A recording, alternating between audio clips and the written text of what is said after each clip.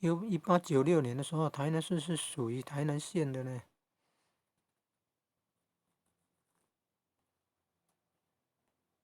1930年，哦，到1931年，绝内临平，台南市啊，州辖市的市长呢，首长叫市营。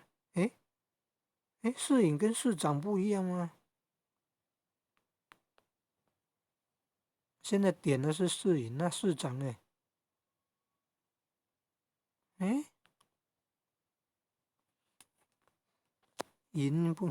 市营不是跟市长有关吗？你看